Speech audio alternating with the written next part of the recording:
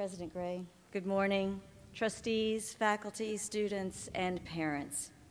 It is indeed an honor to be with you here today for the 168th Commencement Exercises and during this year of the 50th anniversary of the Creative Writing Program. For me, this is a nostos. I entered the program 20 years ago, not as an undergraduate, but as a graduate student. Thus, I consider it my good fortune to have come to Hollins better late than never.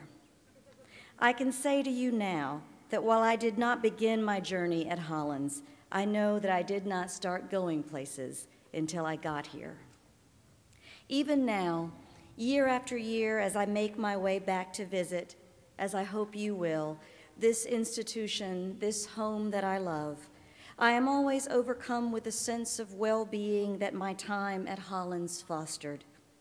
Rooted in serious study, the glorious paths of inquiry I learned here to follow, in discovery of both the worlds of knowledge out there and of the knowledge of the self in here. That feeling begins to emerge as I approach the front gates and follow the road counterclockwise as it winds up and then down toward the library. It can emerge too, even when I'm far away and only recollecting. Because the locations we've inhabited become a part of us in the architecture and landscape of our psyches, we carry with us the blueprints of memory for a place. In my mind's eye, I keep the vibrant green of these grounds, these stately buildings, the forsythia ablaze on the hillside, as if hundreds of ideas were blossoming. Certainly, you have felt that blossoming in your time here. Looking back through the poetry notebooks I began keeping when I arrived those years ago, I found evidence of where I was headed, where my Hollins education was leading me. I'd begun to think seriously about the lives of women, about historical memory, and the lacuna, the absences in historical records. It took 2 decades for a poem to emerge that I think reflects that beginning and highlights what I see as a necessary occupation for all of us, the ongoing pursuit of knowledge, a commitment to lifelong inquiry, and the blossoming of ideas. Illumination. Always there is something more to know. What lingers at the edge of thought awaiting illumination, as in a second-hand book full of annotations daring the margins in pencil, a light stroke as if the writer of such small replies meant not to leave them forever, meant to erase evidence of this private interaction. Here a passage underlined, there a single star on the page, as in a night sky, cloud-swept and hazy, where only the brightest appears, a tiny spark. I follow its coded message, try to read in it the direction of the solitary mind that thought to pencil in a jagged arrow. It is a bolt of lightning. Where it strikes, I read the line over and over as if I might discern the little fires set, the flames of an idea licking the page, how knowledge burns. Beyond the exclamation point, its thin agreement, angle of surprise, there are questions, the word why. So much is left untold.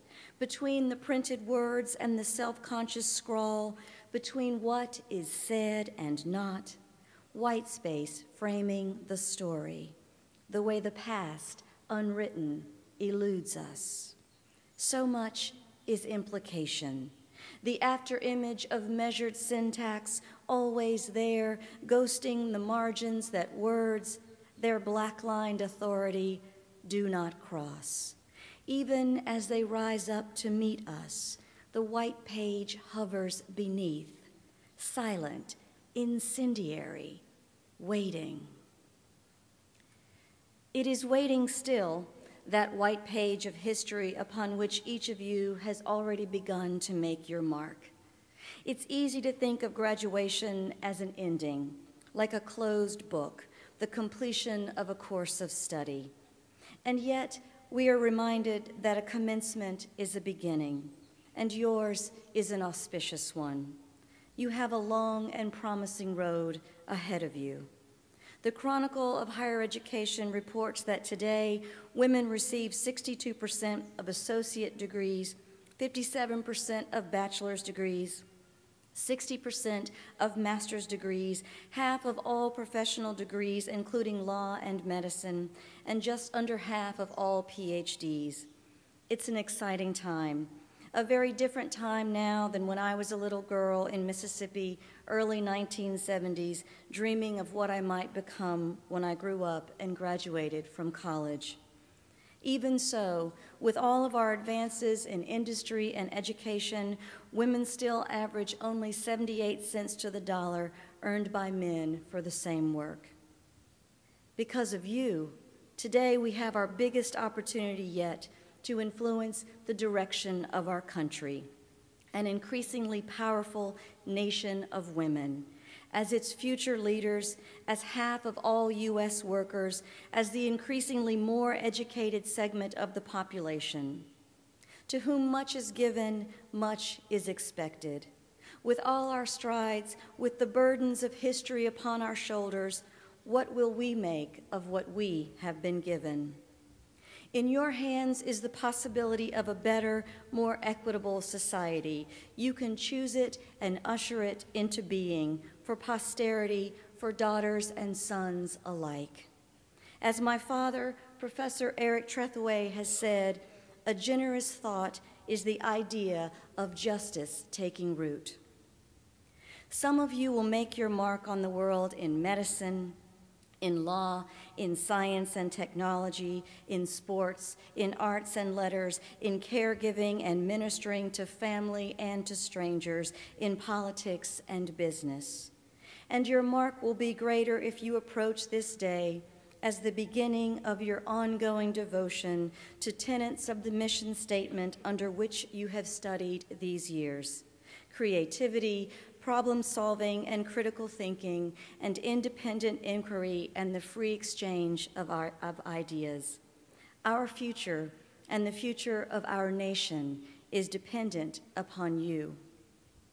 So let this day mark the beginning to that lifelong journey, to the blossoming of ideas, the furtherance of knowledge in its many offices, and the kind of engagement with the world and life of the mind that nurtures us individually and collectively as well.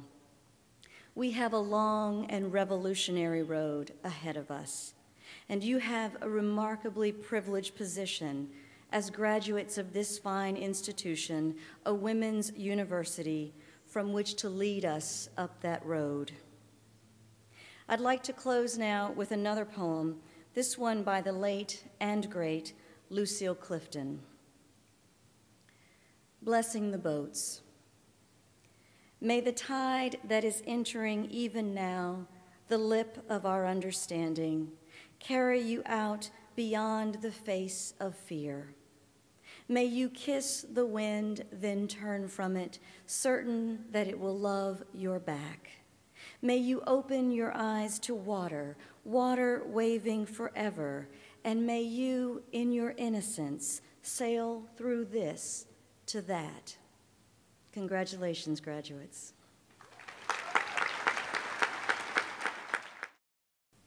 Today, Natasha Trethewey, in recognition of your achievements, Hollins University is privileged to bestow upon you the degree of Doctor of Laws, honoris causa,